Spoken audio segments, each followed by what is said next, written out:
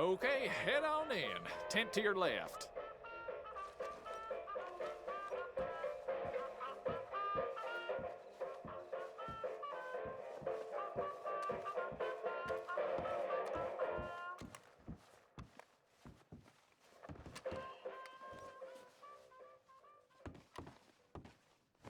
Greetings and salutations, gentlefolk.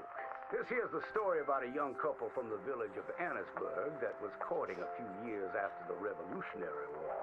Courting in the woods, as you know young people want to do. Stealing away all sneaky-like. Girl by the name of Ethel Beauchard snuck out of the parlor one evening just as soon as her mother went out to hang clothes on the line from the washing. She met up on the road by her farm with a boy by the name of Eugene Hutton. Now, the Hutton boy was an athletic chap, liked boxing, fishing, and swinging Indian clubs.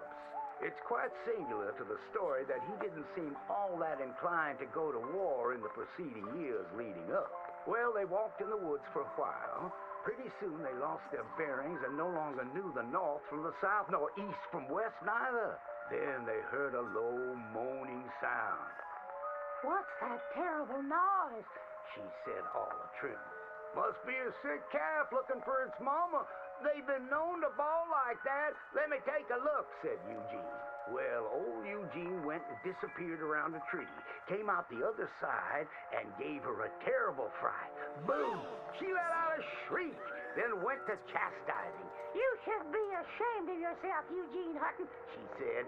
"Instead of giving a girl protection, you go carry on acting foolish and fresh like the Queen's prize jester." But right then and there, a chilly wind blew through and knocked off Eugene's hat. "I need to get back home. My mama has a terrible temper. She's like to stomp up and down if she finds out we're missing." She is a fair, stout woman, Eugene noted. But just then, before this couple of miscreants could head home, they heard the sound of heavy wheels, groaning, and people marching. The cacophony grew closer and closer, and through the fog they could make out the shapes of ghost horses pulling spectral cannons, and dead soldiers marching as if their graves could no longer contain them, each wearing a vile red coat. "You will pay for your moral transgressions," the dead soldier howled, and cut his head clean off. Miss Beauchard shrieked in horror as Eugene's head landed right in her hands, his eyes still darting about, attempting to discern what horror had transpired.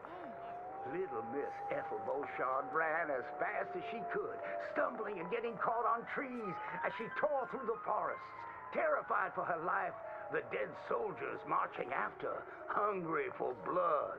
When she returned home, she told the people of the village that an army of the dead had taken Eugene within the confines of the fog. British soldiers who died protecting tyranny were rising from their graves as if to continue the fight for the demonic English. The townspeople erupted in fright and dismay until one daughter came forth and accused her of witchcraft. "She raised the dead to murder that boy for his pursuit of unwanted advances," he said. "So she too must perish." And that very night, they put her to the stake and burned her dead. Now let that be a lesson to you young ones not to go courting in the woods, in case the English lurk there still.